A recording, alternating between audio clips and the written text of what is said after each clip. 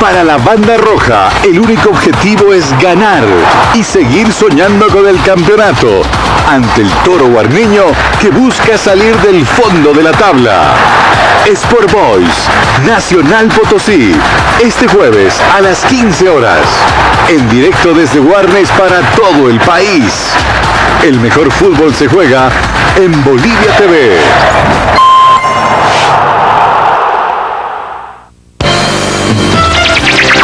Sin secretos con libertad, donde les enseño las recetas más deliciosas desde el inicio hasta el final.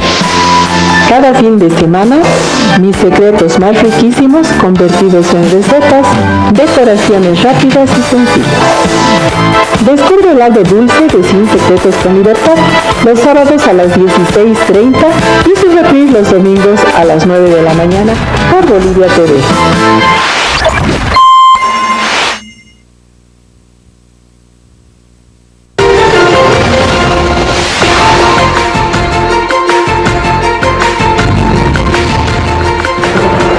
Gracias por continuar con su noticiero del Chaco, el Oriente y la Amazonía. Seguimos con el desarrollo de las informaciones porque el gobierno nacional invertirá más de 10 millones de bolivianos para la construcción del Instituto Boliviano de Metrología que beneficiará a industrias de Santa Cruz.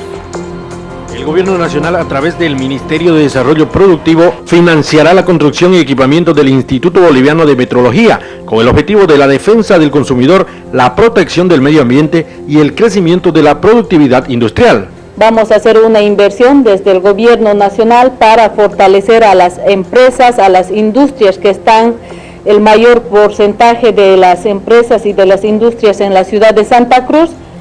Estas oficinas del ITMetro cuesta 10.8 millones de bolivianos, simplemente la infraestructura, y el equipamiento lo vamos a hacer de la misma manera el ministerio que corresponde. Estamos realmente satisfechos de ver el esfuerzo que está haciendo el Ministerio de Desarrollo Productivo y Economía Plural, que tienen como misión fundamental el control y la metrología, ¿no?, en todo lo que son industrias, todo lo que se refiere a equipos de pesaje, calibración de otro tipo de equipos industriales, equipos de laboratorio, precisamente para garantizar la calidad de la producción nacional. Es un esfuerzo importante que se está haciendo en la parte de inversión. Y tras el anuncio del incremento salarial, el presidente de los empresarios privados de Bolivia indicó que van a cumplir con la cancelación tal como manda la ley.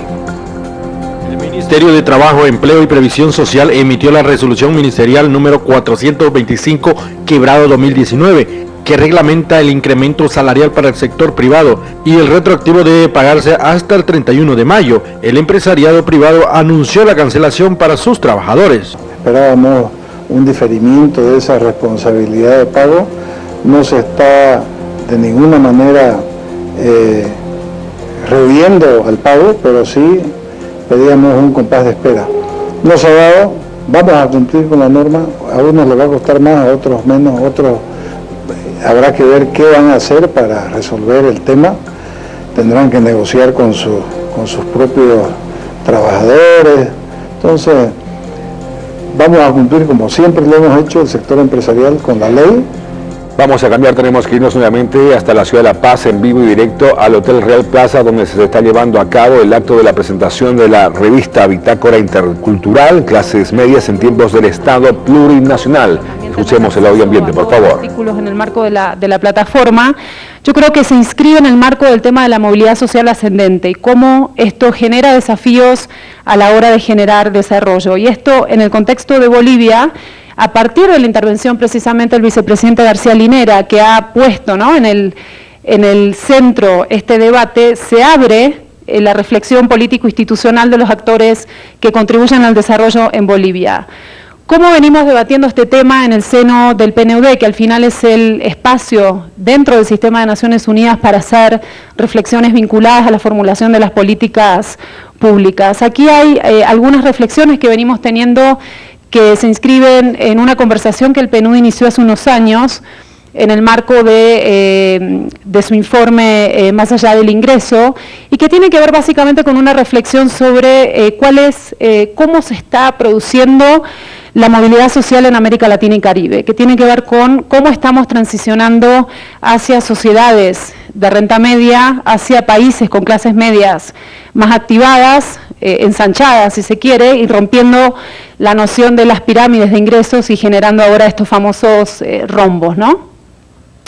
En primer lugar, lo que vemos en Bolivia es que efectivamente tenemos el rombo, tenemos un ensanchamiento importantísimo de la clase media en los últimos años, y esto se expresa de diferentes maneras. Se expresa desde el punto de vista del crecimiento de las ciudades, en las fisonomías estructurales de las ciudades, en la aceleración de los procesos de urbanización, con la emergencia de todos los desafíos que esto conlleva en términos de calidad de servicios públicos, en términos de movilidad urbana, en términos de seguridad ciudadana.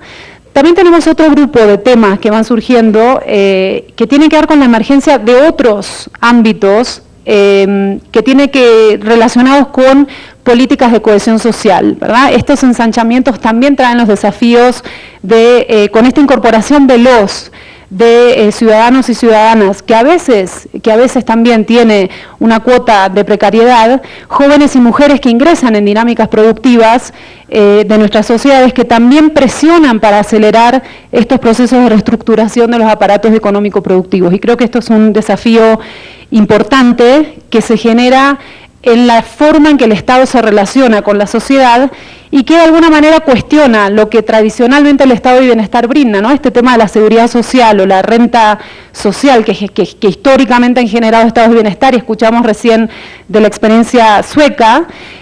Hay una presión muy fuerte en esta estructura social que tiene que ver con estas mismas transformaciones, ¿verdad? Cómo el sistema puede procesar este tipo de presiones y demandas. Ahora hay que poner un punto de toque y reconocer que en los últimos 14 años el desarrollo que hemos visto en Bolivia en términos sustantivos, en términos de, aún en contextos de mucha adversidad en términos de crisis internacionales, hemos visto tasas sostenidas de crecimiento, hemos visto fuerte redistribución y reducción de las desigualdades, y esto ha tenido un impacto significativo en la transformación social que hoy caracteriza al país. Y creo que aquí, con esta transición de sociedades caracterizadas por condiciones de pobreza a sociedades caracterizadas por un ensanchamiento de la renta media, ¿verdad?, de estas clases medias, creo que es un mérito indiscutible, es un mérito definitivo que hay que otorgarle al Estado de Bolivia y que al mismo tiempo nos da una gran oportunidad, señor vicepresidente. Nos da la oportunidad de colocar la lupa, el foco en estos temas y estas problemáticas que deben ser abordadas en el marco de toda la complejidad de los temas que también nos trae este ensanchamiento de clases medias. Entonces, la pregunta tal vez que me gustaría poner a la audiencia y poner al señor vicepresidente para su propia reflexión es: ¿cuáles son las condiciones institucionales que requerimos cumplir para consolidar y para dar sostenibilidad a todos los logros de desarrollo que hemos registrado a la fecha en Bolivia? Y creo que acá la situación de transformación, la situación de cambios que ha vivido Bolivia, que de hecho está muy bien recogido en algunos de los artículos, incluyendo en muchos textos del vicepresidente García Linera, el proceso de cambio tiene que ver de hecho también con un proceso de democratización social que ha tenido también una aceleración en términos del acceso igualitario de la población a bienes de desarrollo. Esto es muy importante porque tiene mucha entidad en términos de la pregunta que hice hace un momento. O sea, de lo que se trata, y retomando, parafraseando un término que hemos escuchado en repetidas ocasiones del señor vicepresidente, ¿cómo configuramos este nuevo sentido común, ¿verdad?, este proyecto de desarrollo nacional para el Estado boliviano y para el gobierno, y cómo entendemos esta relación entre Estado y sociedad? Bolivia es muy claramente en su constitución del 2009, en su nueva constitución política del Estado, tenemos tres grandes rasgos que creo que son definitivos en esta discusión: el Estado plurinacional, la democracia intercultural y paritaria, y el desarrollo basado en el modelo del vivir bien. Creo que esto es exactamente lo que captura el sentir común que debemos de alguna manera aterrizar en la discusión que se abre o la propuesta de discusión a la que está invitando Bitácora Intercultural. Tenemos entonces, como decía, muchos avances logrados, que creo que es importante también documentar esos avances para la experiencia global. Como dije antes, el mundo está queriendo saber cuáles han sido las políticas y cuáles han sido las acciones que han llevado a la historia, tal y como se escribe en Bolivia, pero al mismo tiempo debemos documentar para preservar los logros a nivel local. Y aquí, para concluir mi intervención, señor vicepresidente, y a toda la audiencia, quiero proponer algunas ideas, y si se quiere, ¿por qué no?, también algunas provocaciones, ¿no?, para tener una reflexión conjunta, pensar juntos un poco cuál es el sentido común, qué contenido le vamos a dar a este proyecto de desarrollo de sentido común. Sabemos que Bolivia emerge, como dije antes, con estos méritos definitivos, con esta impronta de cambios en términos de condiciones de vida, en términos de mejores niveles de consumo, en términos de mayor gasto público en servicios básicos e inversión, pero por sobre todas las cosas lo que vemos es esta sensación de que las mejoras han llegado. Hay un consenso alrededor de este sentimiento, si se quiere, de esta evidencia. Y esto en algún sentido definió también el espíritu de los tiempos en el cual Bolivia abre este nuevo ciclo de desarrollo. Y acá hay algunos valores fundamentales que creo que es importante resaltar: igualdad, equidad social, bienestar común, justicia social, distribución y redistribución de los bienes y servicios sociales, que son valores que en esta reflexión del sentido común deben ser fuertemente garantizados. Y creo que no es algo negociable, ¿verdad? Cualquier política pública que se plantee en el marco de esta reflexión tiene que garantizar estos valores. ¿Cuáles son algunos de los desafíos tal y como los estamos reflexionando, como los estamos proponiendo desde el PNUD? El primero tiene que ver con lo que ya dije en alguna oportunidad en estas palabras, que tiene que ver con mantener y garantizar los logros y los resultados. Esto es central para la continuidad, la sostenibilidad de las políticas públicas. Y acá inclusive estamos abriendo un poco la frontera. Tiene que ver con cómo incorporamos criterios de innovación para enfrentar escenarios futuros. Y creo que este es uno de los temas que Bolivia se plantea en su reflexión política, pero es algo común a toda la región y, si se quiere, a todos los países en el mundo. Es cómo pensamos y cómo actuamos en relación a perspectivas de mediano y largo plazo. Estamos hablando de aquí a 30, 50 años. ¿Qué país queremos tener? ¿Qué tipo de Bolivia podemos tener? Y una anécdota que creo que sirve de reflejo de cómo esta reflexión se está dando en el mundo, y voy a saltar a una región lejana, pero para contarles que países como Emiratos Árabes Unidos recientemente han establecido un ministerio de posibilidades. ¿Esto qué significa? Son países que ya están, ¿verdad?, en la frontera, reflexionando sobre estas agendas futuras con un nivel de prospectiva en la forma en que se hace la política pública. Y no hace falta irse tan lejos como los Emiratos Árabes. Tenemos en la subregión evidencias muy contundentes de países vecinos como Argentina, como Brasil, que ya están enfrentando serias dificultades para asegurar estos logros. De hecho, tenemos evidencias de fuertes retrocesos también. Entonces, creo que tenemos que poner un parate, digamos, en el proceso y tener capacidad de hacer esta reflexión para encaminar las lecciones a futuro y tomar las decisiones correctas en el presente. Un segundo grupo de desafíos tiene que ver con atender problemas de larga data. Tiene que ver con, si se quiere, me permiten la expresión, que tiene que ver con esos desafíos de la agenda más tradicional de desarrollo, que tiene que ver con temas de pobreza. Sabemos que el INE ha medido pobrezas a niveles del 36%. Tiene que ver con la expansión de sectores asociados a ocupaciones precarias, ocupaciones de baja productividad, que este es un desafío muy común a toda la región de América Latina y Caribe. Y tiene que ver con los logros de lo que se denomina en el léxico, digamos, del desarrollo, con los logros de la última milla. ¿Cómo podemos lograr, por ejemplo, provisión de servicios, pero con altos niveles de calidad? Que creo que es una discusión muy pertinente para el caso de Bolivia y para tantos otros países de la región. Un tercer grupo de desafíos tiene que ver con los de nueva data, ¿verdad? Los temas que nos están empujando, ¿no?, que nos están llevando al límite, que tienen que ver con precisamente todo lo que Bitácora Intercultural plantea en los textos que hemos editado para ustedes. Tiene que ver con, por ejemplo, la configuración de nuevos espacios de participación económica y social. Tiene que ver con la mejora de calidad de servicios en entornos urbanos, que son temas desafiantes sin dudas para las ciudades bolivianas. Tiene que ver con temas de seguridad ciudadana, tiene que ver con cuáles son esas nuevas aspiraciones en las condiciones laborales de jóvenes, mujeres y hombres bolivianos y bolivianas, garantías en el acceso igualitario y equitativo a servicios públicos. Todos estos temas tienen que ver con estas demandas que los nuevos contingentes que han entrado a las dinámicas productivas y económicas están demandando, pero al mismo tiempo están también participando en la construcción, ¿no?, de la cosa pública.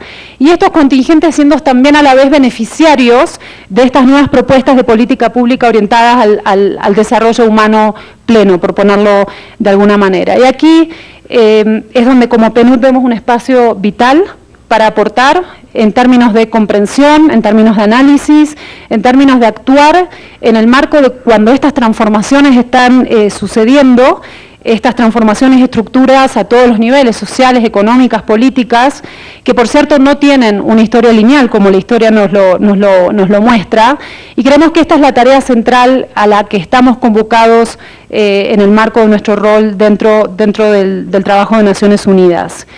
Y partimos de una evidencia muy clara y sabemos que los sectores medios, que es el sujeto, ¿no?, de análisis de esta edición de Bitácora Intercultural, son grupos de altísima importancia en la participación, en la confección de estas políticas públicas, ya sea en términos de decisiones políticas, contribución al PIB, participación, en términos del empleo, mercados de consumo, en fin. Eso son cosas que lo hemos visto, ¿no?, en la historia de cómo estas clases medias se han conformado.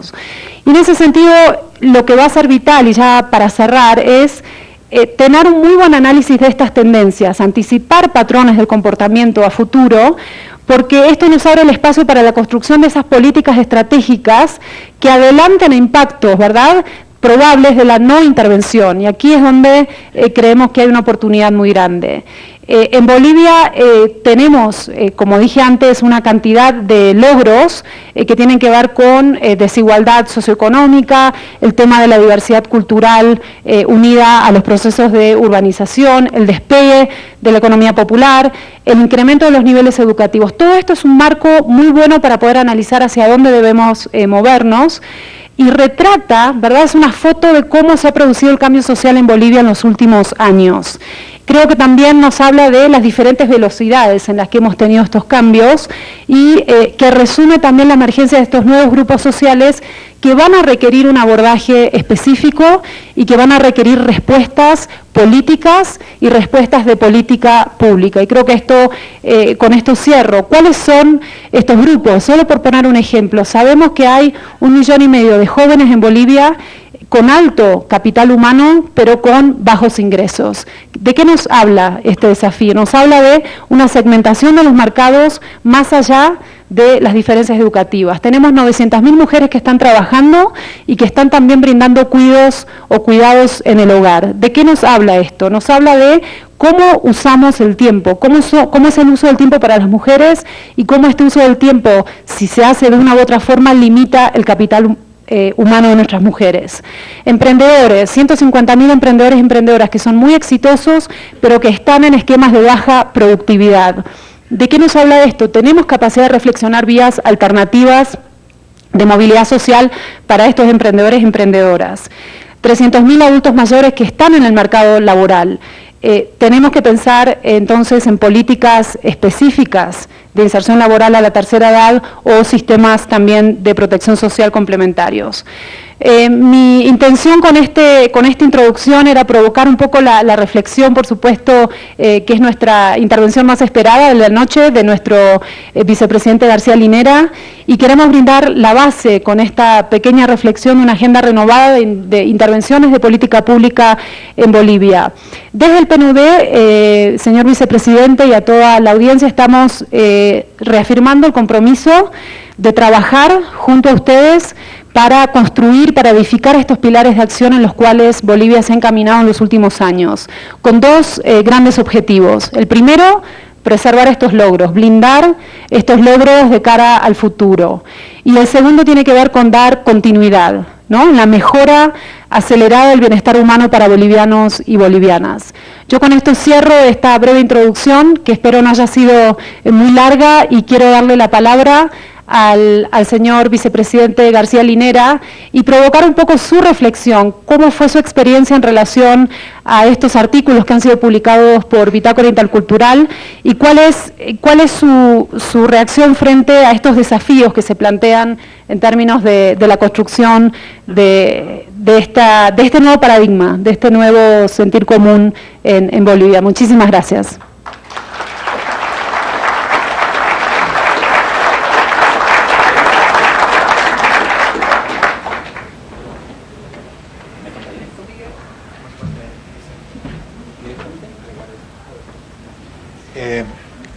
Como ya mencionó nuestra representante residente del Programa de las Naciones Unidas, la señora Luciana Mermet, ahora vamos a invitar al vicepresidente del Estado, Álvaro García Linera, para que nos hable sobre el tema central de la revista que hoy se presenta, Bitácora Intercultural. Quiere ya nada más que aprovechar para darles la información de la dirección a la cual ustedes pueden acudir para entrar a este espacio o plataforma virtual de la Bitácora.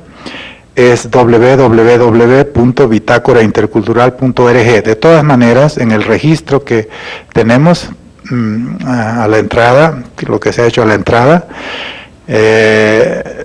y en base a esta información nosotros vamos a enviar, ¿no?, a cada uno la dirección para que la tengan presente y puedan acceder. Entonces, señor vicepresidente, por favor.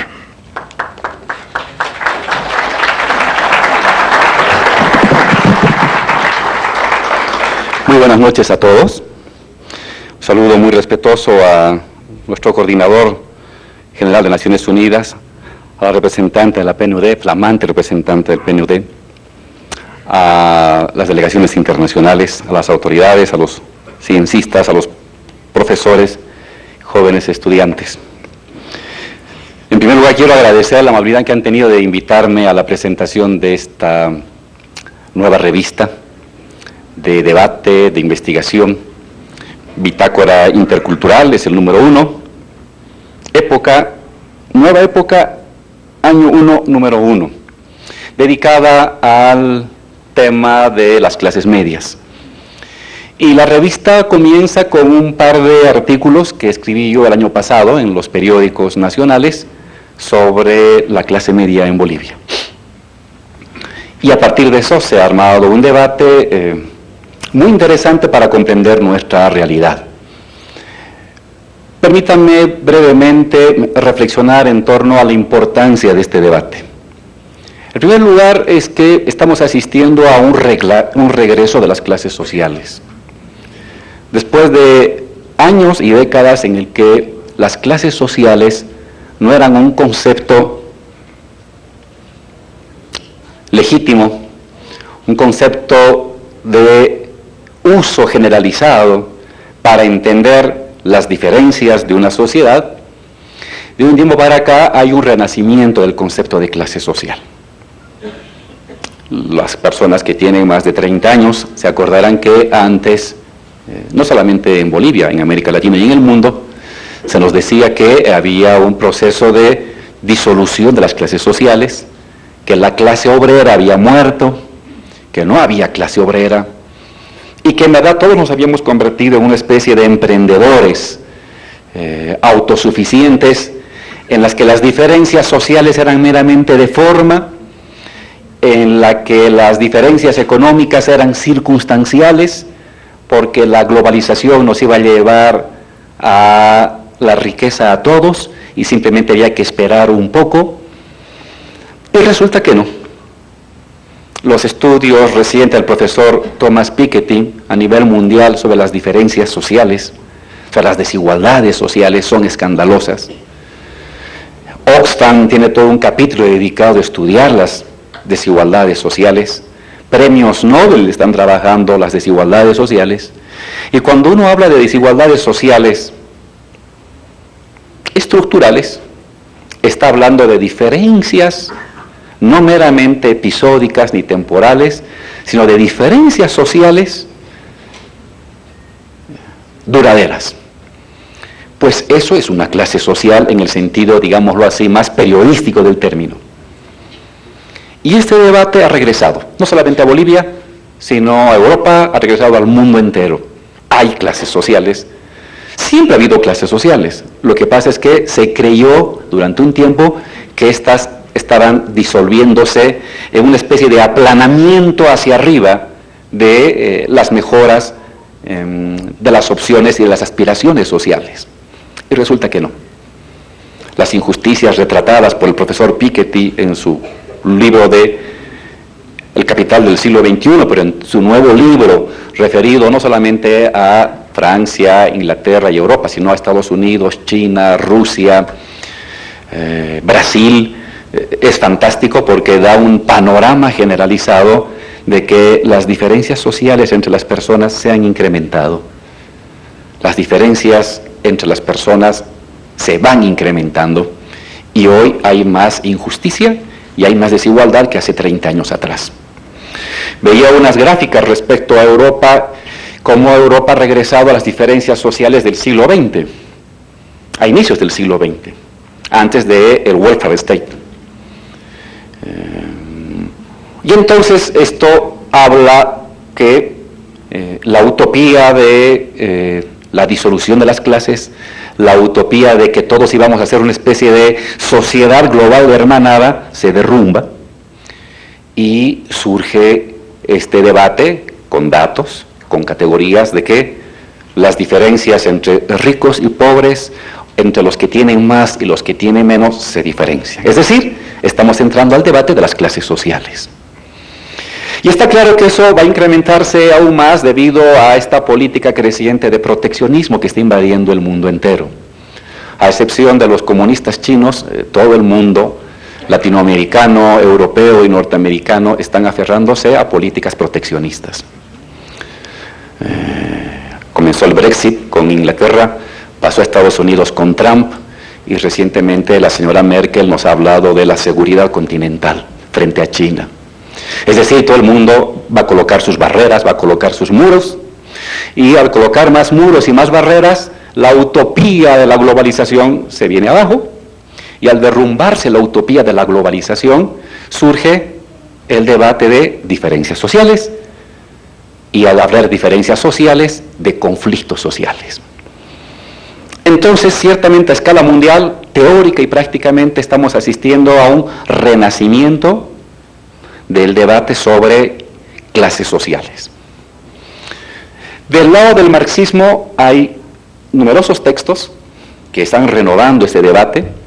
Acaba de morir el profesor Olin Wright, que ha escrito varios textos sobre clases sociales, pero también la corriente regulacionista francesa ha trabajado ese tema.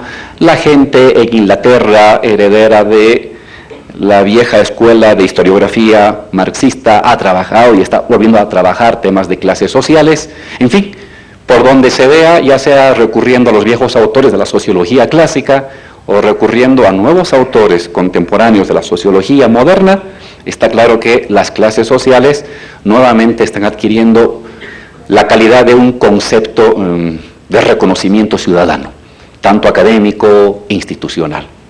Hay clases sociales. Ahora bien, en el caso de Bolivia, si uno hace una mirada de los últimos 80 años, 70, 80 años, como somos una sociedad de tendencia más izquierdista respecto a todo el continente, siempre el concepto de clase social ha estado presente. Es un concepto que lo hemos usado anteriormente, pero en verdad, cuando uno revisa la bibliografía sobre Bolivia, hay muy poca investigación real de campo, estadística, sobre las clases sociales. Vienen a mi mente 3 o 4. La primera, la de, por supuesto, la clásica de Guillermo Lora, en sus tomos sobre la historia del movimiento obrero, que es un texto clásico de la sociología boliviana, con la limitación de que se trata de una historia a partir de los documentos de los congresos. No es una historia de la estructura real de la clase, o en este caso de las clases sociales, sino una historia lineal de la calidad y la radicalidad de los documentos de los congresos. Es una forma de estudiar la clase social, lo es, pero es una forma incompleta. En los años 80, cuando regresó la democracia, hubo un esfuerzo interesante de un colectivo del Partido Comunista, si no me equivoco, se llamaba Roalba, compañero, ¿dónde está aquí mi ex compañero que me ha presentado? Que era, no, Roalba, si no me equivoco, que era un colectivo de investigadores que hicieron un esfuerzo no para estudiar y a la clase obrera, sino para estudiar a las clases dominantes. Y de hecho fue lo mejor que he leído y que tiene Bolivia en todos estos años para intentar entender cómo estaba estructurada el año 84, 85, 86 las clases dominantes. Es un texto clásico agotado que valdría la pena volver a reproducirse, porque no solamente se fijaba en las clases subalternas, sino que se fijó ante todo en las clases dominantes. En los años 90 hubo otro esfuerzo para estudiar a la clase obrera, ya no tanto a partir de los documentos sindicales, sino a partir de discurso, estructura orgánica, procesos de sindicalización, y lo hizo el profesor Jorge Lazarte. Dedicó mucho tiempo al movimiento obrero, él venía de una herencia trotskista anterior y cargaba todo ese bagaje de conocimiento y de interés, y sí nos dejó un esfuerzo mejorado del estudio de la clase obrera, ya no simplemente a partir de los documentos, sino a partir de una vida orgánica un poco más sistemática. Y el último esfuerzo que se hizo para estudiar a las clases sociales, en este caso a la clase obrera, fue un taller que hicimos en la carrera de Sociología de la UNSA, aquí en La Paz, para estudiar al movimiento minero y al movimiento fabril boliviano, y hacer toda una conceptualización de la condición obrera contemporánea. Y ahí nos fijamos no solamente en documentos, sino en estructura productiva, en estructuras simbólicas, en estructuras asociativas. Fue un esfuerzo un poco más amplio de estudiar las clases sociales, no simplemente por el salario, ni simplemente por el documento aprobado en un congreso, sino por condiciones de vida. Pero luego, capaz la mente me traiciona, pero no tenemos a la vista estudios serios de clases sociales en Bolivia, aunque todo el mundo menciona las clases sociales en Bolivia. Y esta es una deuda pendiente de las ciencias sociales bolivianas, o estudios contemporáneos o anteriores de cómo se van conformando las clases sociales en Bolivia y en el mundo.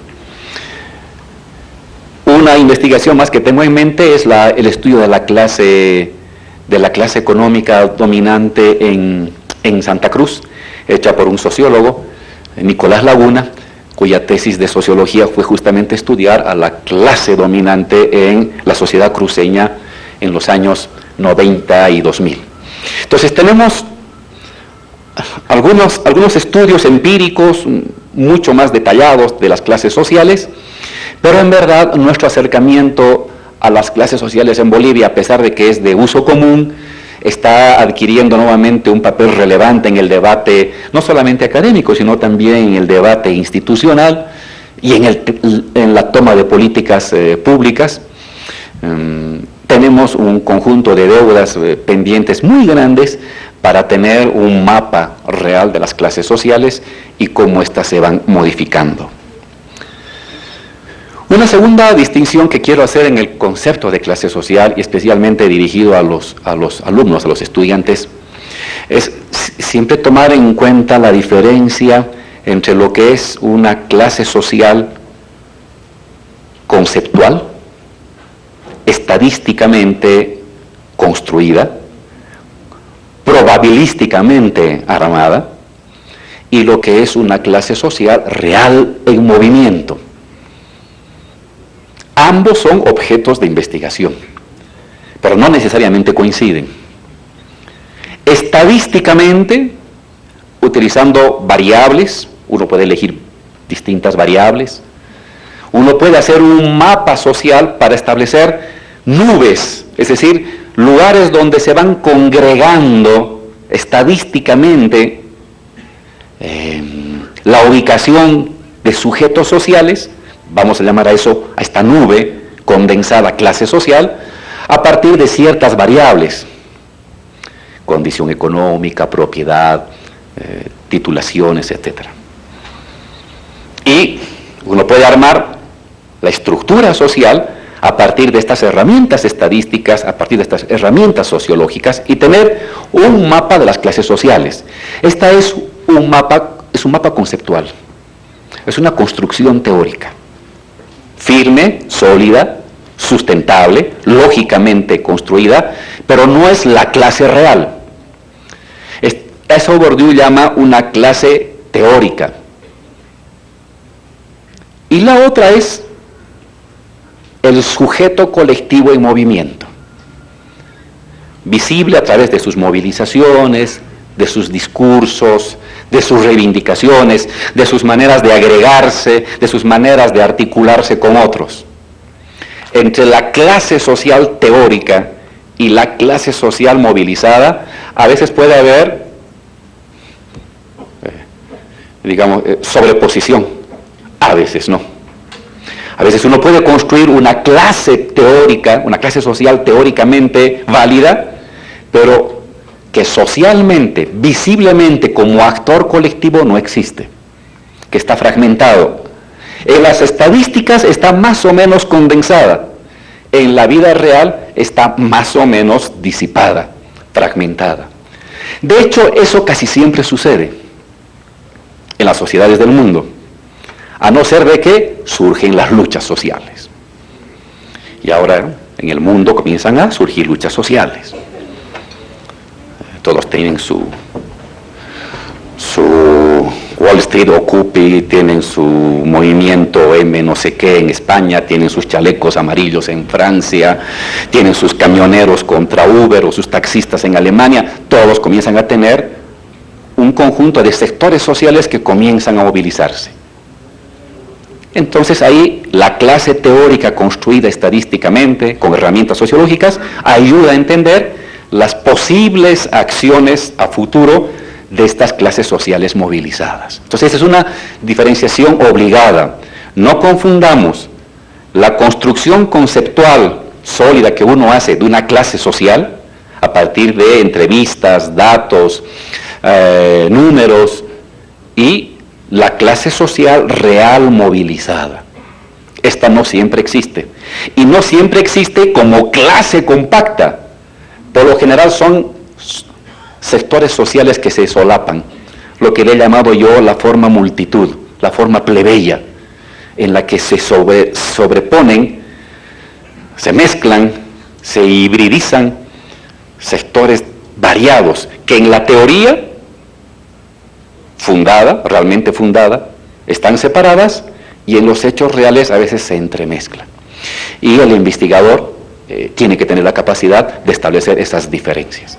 Esa fue una de las grandes errores de la izquierda en los años 50, 60, 70, que confundía la clase teóricamente construida con la clase realmente movilizada. Y no siempre coincide. Tiende a coincidir, porque la estadística te muestra que estos sectores reales tienden a tener condiciones de vida parecidas, tienden a tener maneras de ubicarse en el mundo parecidas, pero no necesariamente han de articularse colectivamente de esa manera. Podemos ver fácilmente de que sectores pertenecientes a otra clase social actúan o pueden actuar bajo banderas de una clase social distinta. Eso es normal en la vida real. Y el investigador tiene que tener la capacidad de discernir, de diferenciar estos dos planos diferenciados de la investigación: la construcción teórica y la realidad movilizada. Dicho esto,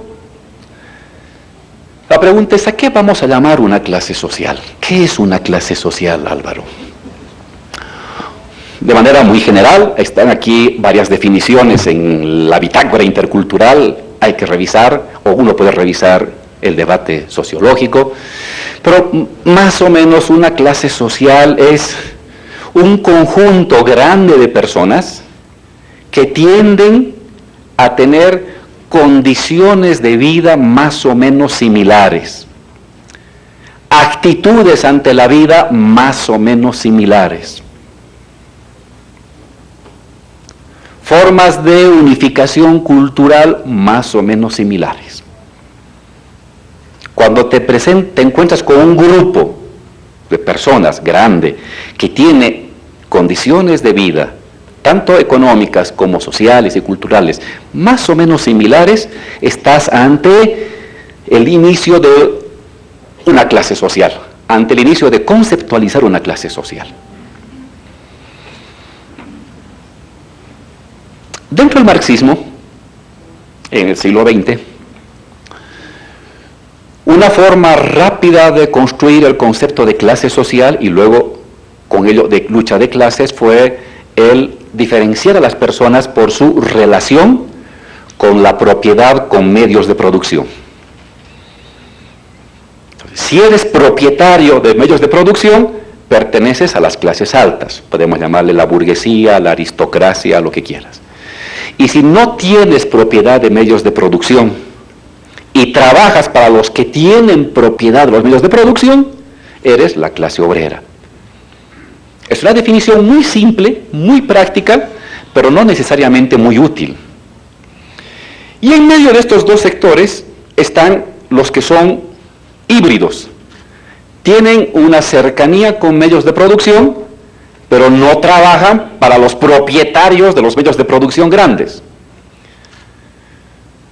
Entonces, pues las colocamos en la clase media. Estos sectores híbridos, medio de difícil identificación, en el siglo XX era muy corriente dentro del marxismo lanzárselos al lado de la clase media. Claro, ya había una mezcla terrible, ¿no? Estaban campesinos, estaban gremiales, estaban pequeños propietarios, estaban cuentapropistas, estaba el taxista, estaba el artesano, pues y todo eso iba al lado de la clase media.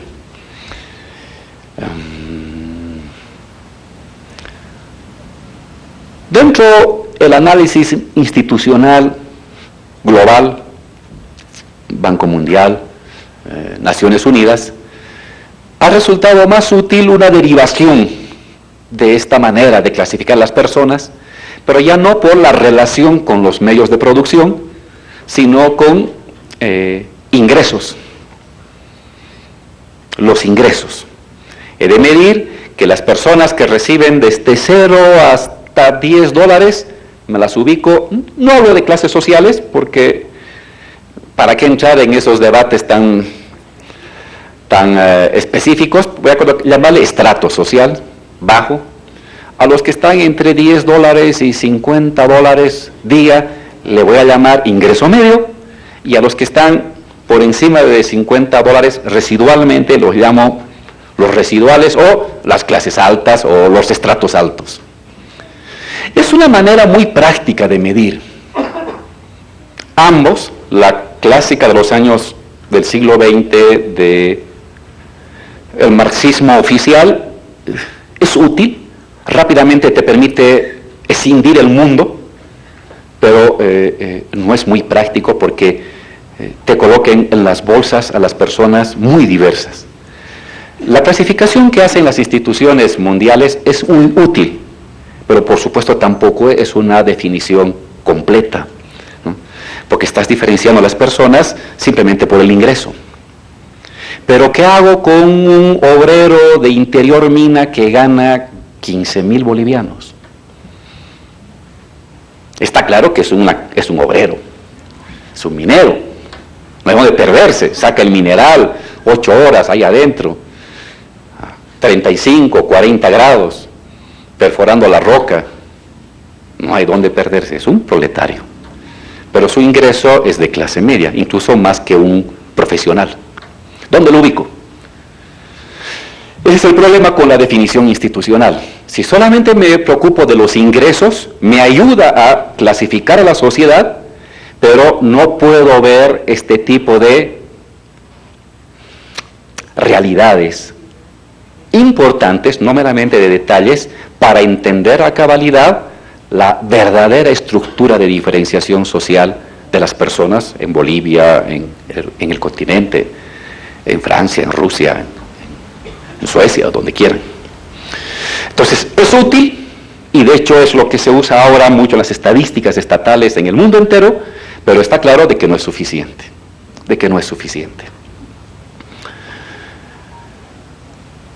Hay una definición que mezcla el compromiso político con la capacidad de establecer variables prácticas, medibles, porque eso le piden a un investigador, medime a la clase social. ¿Qué es eso de medime? Medime sus recursos, ¿cómo clasifico a alguien?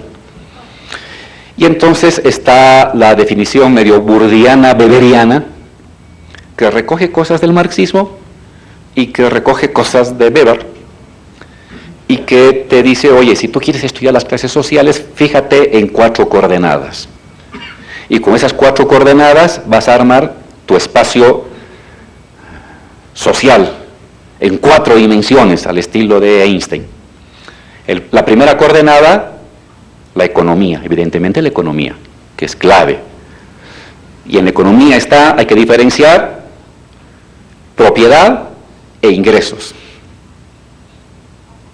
De hecho, esto hace a su modo el profesor Piketty, cuando estudia las diferencias sociales, no se contenta solamente con la propiedad, sino que estudia también el patrimonio de los sectores, y ve que las clases altas van a seguir siendo altas, por definición, en el mundo entero.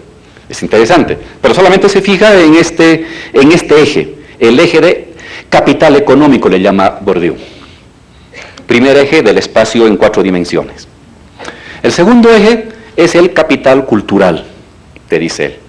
¿Y cómo mido el capital cultural? Pues dime si has acabado tu escolaridad, en qué colegios has estudiado, si has acabado la licenciatura, si has acabado la maestría, si has acabado alguna formación técnica, si tienes un doctorado, si tienes un postdoctorado, si tienes una biblioteca a tu alcance, si tienes un conjunto de herencias en el ámbito cultural que incrementan tus medios disponibles para ubicar y transar de mejor manera tu ubicación en el espacio y las disputas culturales, etcétera, etcétera, etcétera, etcétera.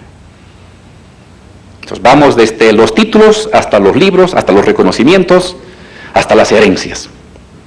Es un segundo eje de medición de una clase social. El tercer eje de medición es el capital social. Él tiene una definición propia de capital social, que tiene que ver con tus vínculos sociales. ¿Cuáles son tus vínculos sociales en los que te apoyas y que los utilizas, los gatillas para obtener algo? La familia, el paisanaje,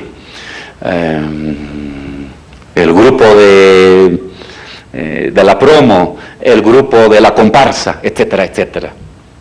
Tus redes sociales, en el sentido no de las redes del internet, sino de estos vínculos prácticos que tienes con otras personas, que las frecuentas y alimentas cotidianamente y que las convocas para obtener algún tipo de bien llegado el momento necesario. En caso de Bolivia está clarísimo, es la familia y el lugar de nacimiento. En fin, el conjunto de esas estructuras que socialmente vamos construyendo en una sociedad con fuerte herencia y presencia agraria. Este es tu capital social, es tu tercer eje. Y luego incorpora un cuarto eje, que es el capital simbólico, que es un derivado del estatus weberiano, que tiene que ver con tus reconocimientos, tu estructura de reconocimientos sociales que logras o acumulas a lo largo de la vida. Entonces te dice, ¿quieres ubicar a una persona en el espacio social? Dime cuánto mide en el eje económico, cuánto mide en el eje social, cuánto mide en el eje simbólico y cuánto mide en el eje cultural, y ahí vas a encontrar dónde está ubicado ese señor. Y si muchos señores se van agrupando alrededor de ese lugar, esa es una clase social. Es una forma muy práctica para el sociólogo, el ciencista político, para el investigador social, e incluso para los compañeros del INE, para estudiar eso, es mucho más manejable. Y esa es una mezcla de elementos marxistas con elementos weberianos, y de hecho es la manera que más me gusta en lo personal, que es más práctica para entender cómo puedo identificar o cómo puedo estudiar la conformación de grupos sociales en la realidad boliviana. En el caso de Bolivia, hemos hecho unos aportes. Hace más de 19 años, 18 años, propusimos una categoría que le hemos llamado el capital étnico. Junto con el capital económico, con el capital social, con el capital cultural y el capital simbólico, en sociedades coloniales, y Bolivia es una sociedad postcolonial, tiene importancia el capital étnico. Es decir, el manejo, el acceso, la propiedad somatizada por lo general de la etnicidad legítima dominante. ¿Qué es esto de la etnicidad legítima dominante? Tu apellido, tu color de piel, tu vestimenta, tu idioma, tu herencia cultural. Y en las sociedades postcoloniales, la etnicidad indígena siempre ha sido un bien devaluado, en tanto que la etnicidad heredada de la dominación y que representa a los invasores, a los que colonizaron, a los que llegaron al continente, la etnicidad legítima. Entonces, hasta hace como 10 años, a mayor blanquitud social, mayor capital étnico. A mayor indianitud social, menor capital étnico. Y entonces se daban paradojas, que podías tener mucha economía, pero tenías un capital étnico bajo, devaluado, indígena, tu ubicación en el espacio social era del medio para abajo. Y a la inversa, podías ser pobre, no tener mucha economía, como los hijos empobrecidos de la vieja oligarquía de los años 50, pero eras portador de la etnicidad legítima, del color de piel, del color de ojos, del idioma, de las gestualidades, del apellido, del estirpe. Y entonces, aunque seas pobre económicamente, pero eras rico étnicamente, y entonces tu posición social se elevaba.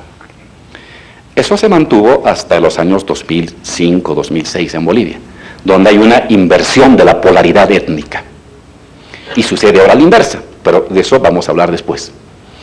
Entonces hemos propuesto para estudiar Bolivia el capital étnico como un quinto capital, como un quinto bien, acaparable, disputable, acumulable y diferenciable. Un capital es eso, un bien que uno puede acaparar, usufructuar, intercambiar como una cosa. Y luego hemos incorporado no sé si es un sexto eje, el concepto que hace un rato manejaba nuestra representante del PNUD, el sentido común.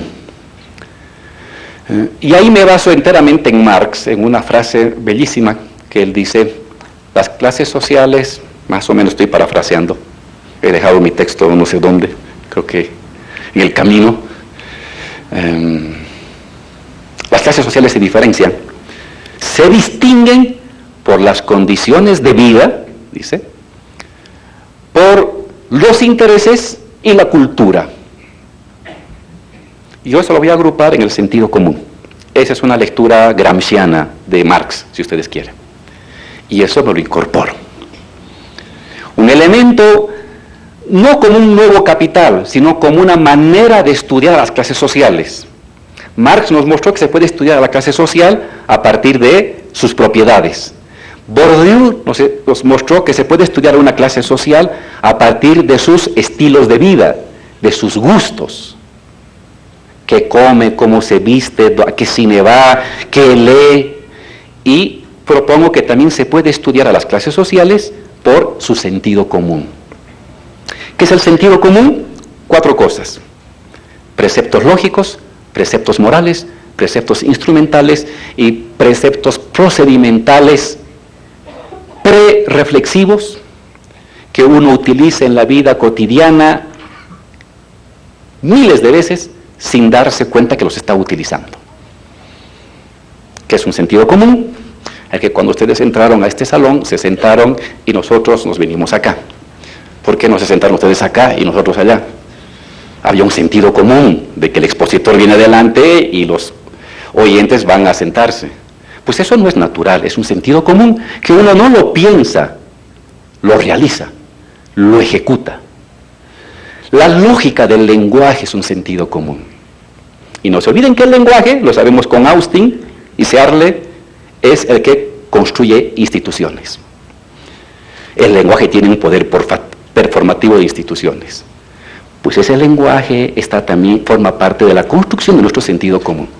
Entonces, puedo estudiar las clases sociales por su economía, por sus capitales, por sus estilos de vida y por su sentido común. Esa es una hipótesis que la hacemos.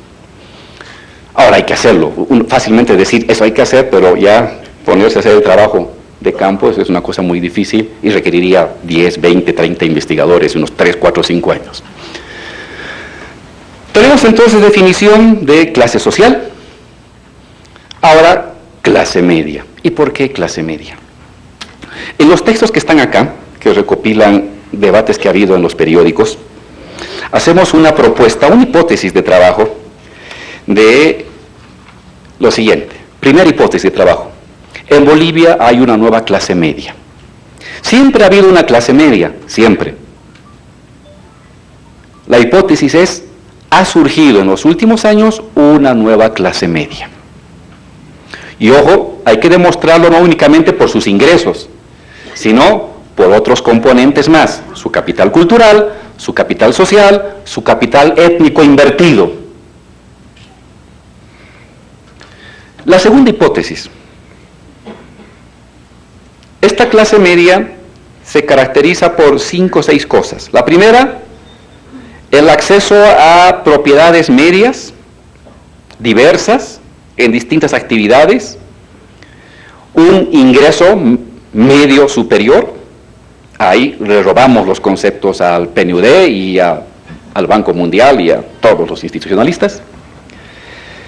Tiene un origen popular, vienen de abajo, han emergido en los últimos años, vía el comercio, vía la manufactura, vía el sistema cooperativo, vía el transporte, vía las universidades. En tercer lugar, tienen una afirmación identitaria, es decir, son portadores de estilos de vida diferenciados. Para ser clase media no tienes que ponerte necesariamente el traje, ir al mega, ¿cómo se llama? El mega center, no necesariamente, ni mandar a tu hijo necesariamente al SAS. Puedes también ser clase media haciendo preste. Incluso hay más clases medias que tienen más plata que los que van al megacenter y viven en la zona sur. Y despliegan una forma visible de su ascenso social. Los cholets, los prestes, sus fiestas, son formas de visibilización y de construcción de una estética diferenciada de su identidad. Es una hipótesis, no lo estoy demostrando, estoy lanzando ideas a investigar. Tienen una relación fluida con el Estado, no viven del Estado. A diferencia de las anteriores clases medias y altas, que en los años 50, 60, 70 y 80 crecieron en la sombra del Estado, amamantados por el Estado, esta otra clase media es una clase media de origen popular muy autónoma. Puede tener vínculos con el Estado y surgen pequeñas empresitas de construcción, pero también tiene negocios propios, actividades propias, en la que el Estado tiene una relación de tolerancia y de incentivo por vía de la mejora económica, el circulante, el que haya dinero para que el comercio funcione, para que el transporte funcione, para que la venta de comida funcione, etcétera, etcétera, etcétera. Es un sector que gradualmente, no totalmente, comienza a desterritorializarse. Si ya tengo agua, si ya tengo luz, si ya tengo alcantarillado, si ya tengo internet, si ya tengo movilidad, si ya tengo escuela, si ya tengo para pagar mi salud, ya no necesito afiliarme o ser un militante activo del sindicato. Puedo ir, pero me voy distanciando. En otros casos no necesariamente así. Hay un excelente estudio de clase media en Yungas, no me acuerdo el nombre de una señorita, que muestra una clase media yungueña, que se mantiene en el sindicato. Igualmente debe estar pasando cosas aquí en las ciudades, pero hay una tendencia gradual a una desindicalización en la medida en que ya va resolviendo necesidades básicas. Y por supuesto es una nueva clase media que tiene en las redes sociales del Internet un nuevo mecanismo de construcción de lealtades, de fidelidades. Me llamó la atención en torno a esta hipótesis lo que me pasó hace unos días cuando me encontré con compañeros cooperativistas que me decían: vicepresidente, yo también soy clase media. Excelente, compañero. ¿Y cómo es tu trabajo? Yo trabajo en una cooperativa, trabajo en la cooperativa allí extrayendo estaño. No soy socio, soy uno de los que entra a la veta con mi barreno, con mi perforadora, trabajo mucho, me sacrifico cuando encuentro la veta, pero gano bien. Y ahora con lo que he ganado he mandado a mi hijo a la universidad. Sigo en el sindicato, sigo estando en el sindicato, no me he separado de mi federación, pero ahora mi hijo está en la universidad, tengo una casita que me he comprado en Sopocachi y me voy a comprar mi auto. Soy clase media. Interesante, porque la hipótesis inicial de que esta clase media nueva se estaba diferenciando de las estructuras corporativas es a medias. Algunos sí, si va por el lado de las profesiones liberales, y los que se mantienen en actividades laborales, productivas o comerciales de una intensa trama social, mantienen la fidelidad del sindicato o de la agrupación, de la junta de vecinos, etc. Entonces ahí hay un enriquecimiento a partir del debate de esta hipótesis de esta nueva clase media. Usan las redes, pero también usan el sindicato o el gremio como un lugar de construcción de identidad, de obtención de formación, de información, de defensa de intereses, etc. La segunda hipótesis fuerte que hemos hecho es de que estaríamos asistiendo a una, no sé cómo llamarle, un desplazamiento social dentro del espacio social de las clases sociales. Si una clase media de este tamañito, de 10, está aquí, le ha costado mucho mandar a sus hijos a un colegio privado, tener ahorros para comprar una casita, no muy grande, vivir de su profesión, etc. Pero si luego a este mismo sector de 10 entran 20 que tienen el mismo dinero para comprar una casa al lado, que también le quieren llevar a su hijo al mismo colegio privado, que tienen el banco la misma cantidad, un poco más de dinero que el anterior, ¿qué está pasando? Que donde había 10, las opciones a disputar y a pelearse entre 10 eran menores que cuando tienes que disputar el espacio entre 30 o 40 personas. En sociología le llaman esos procesos de desclasamiento, reinclasamiento social. La segunda hipótesis que manejamos acá es de que está habiendo eso en la clase media. No voy a usar estrictamente el dato que da PNUD de estos 3 millones de personas que han pasado a la clase media, quizás sean menos, porque hay que diferenciar los que son obreros, pero con buenas condiciones de vida o mejores ingresos, en fin. Pero supónganse 1 millón o 2 millones, es el doble de lo que había antes. Ya es el doble de lo que había antes. Y entonces, si antes las opciones y los privilegios había que repartirlos entre 1 millón, ahora esas opciones y privilegios hay que repartirlo entre 2 o 3 millones. Y por lo tanto, unos sobran.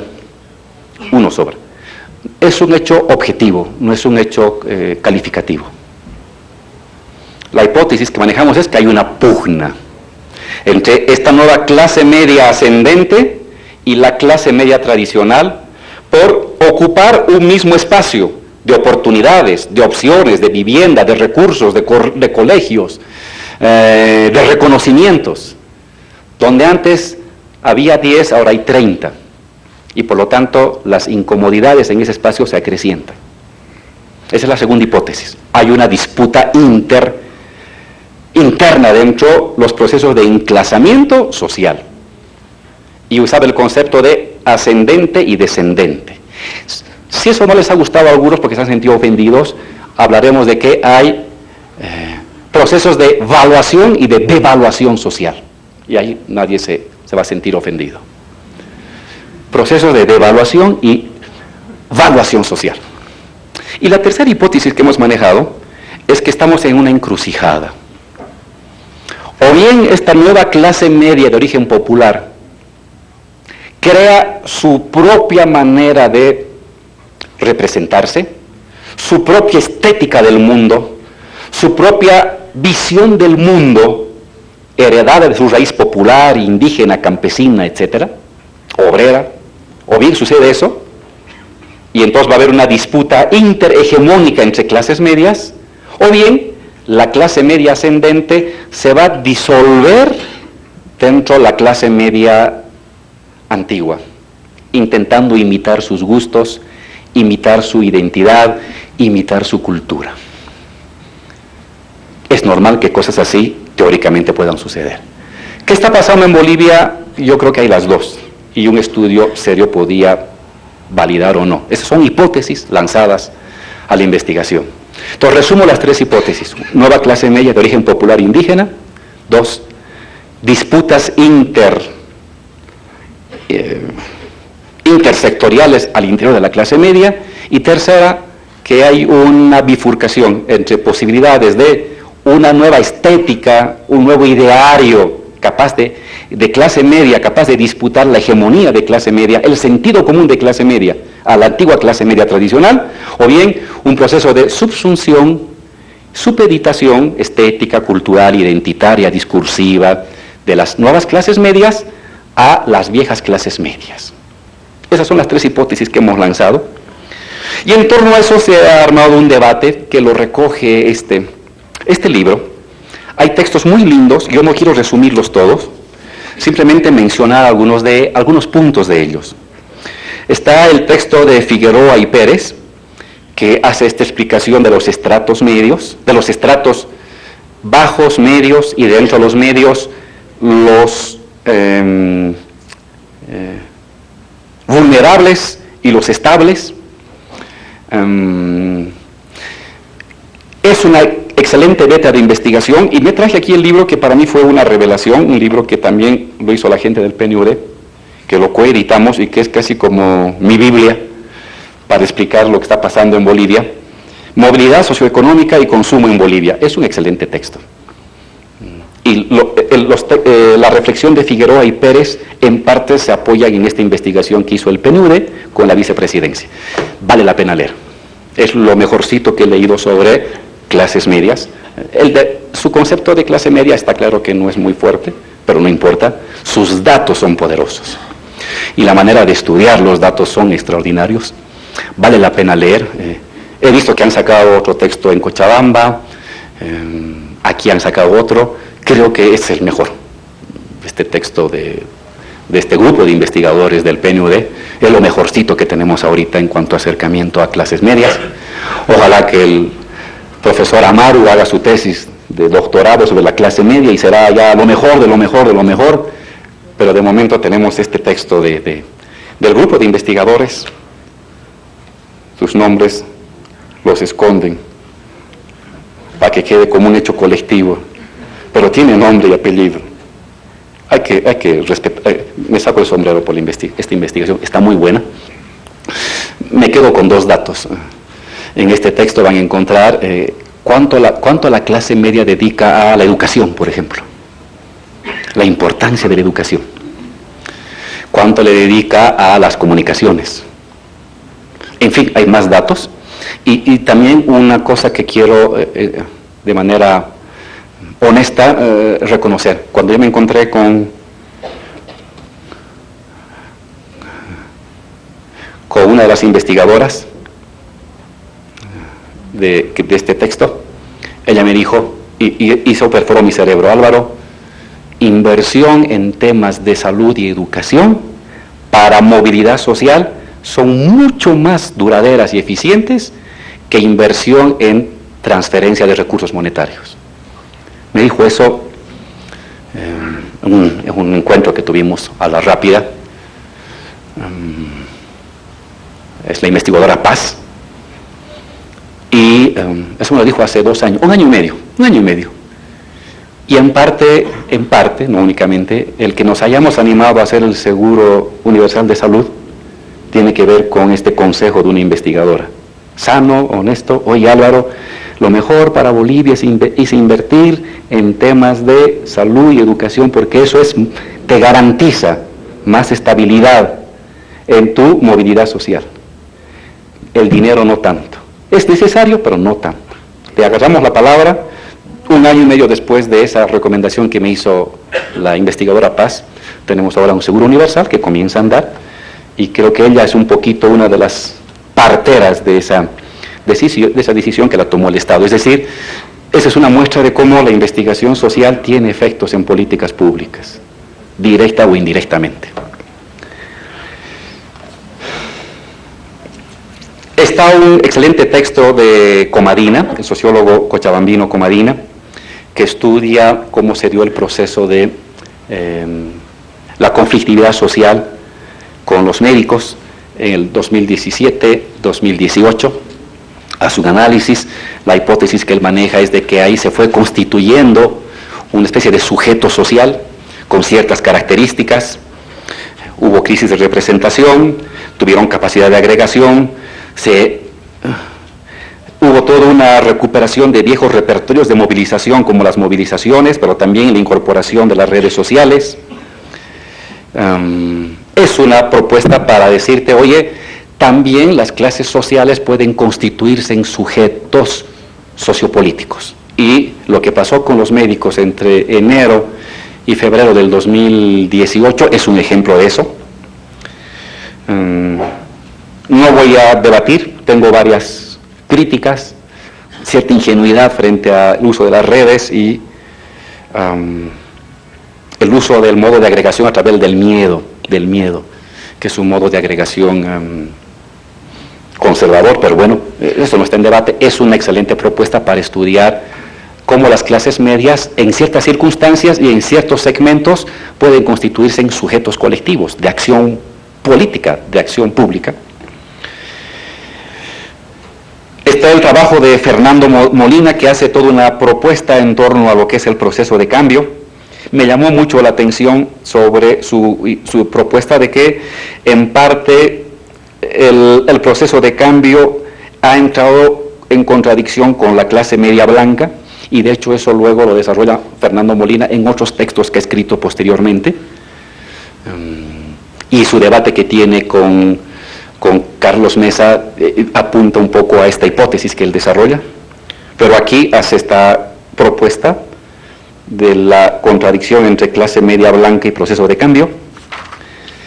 Está el texto de Jorge Villaña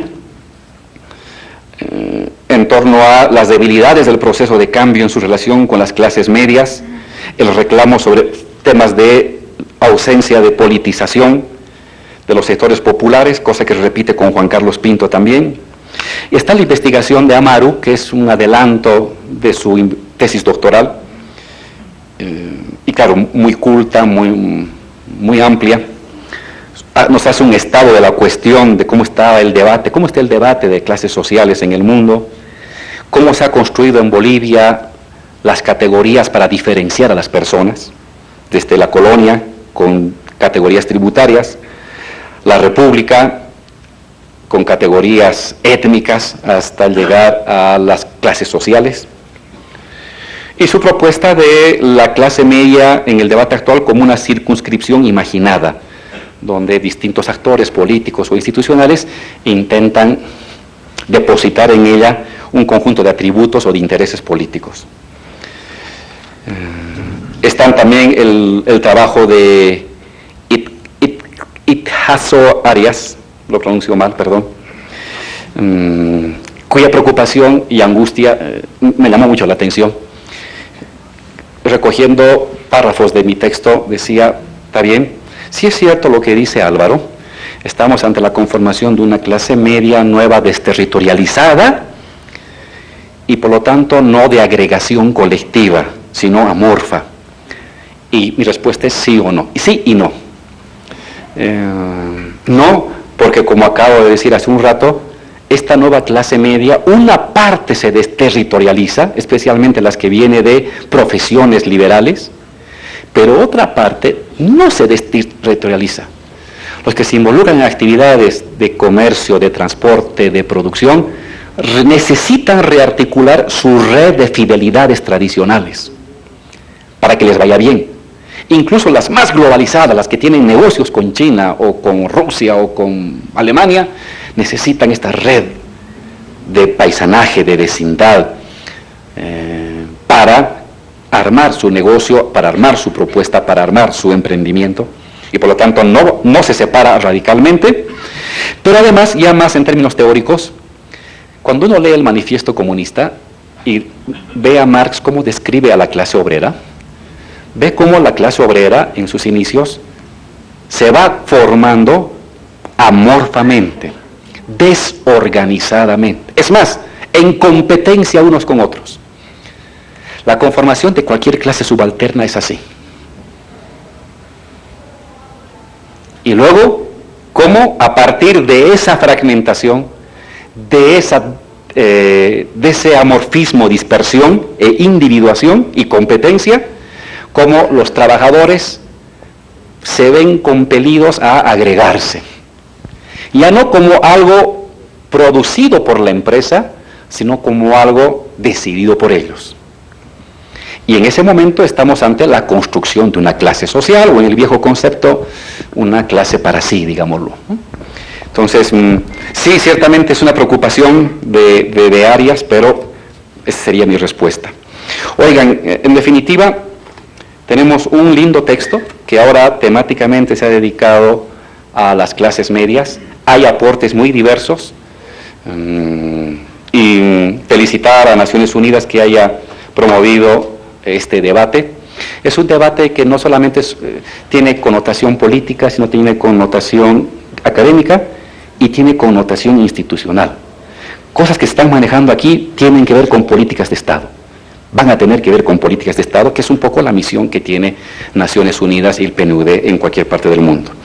Y finalmente, una de las preocupaciones, porque nos dio muchas, nuestra representante del PNUD,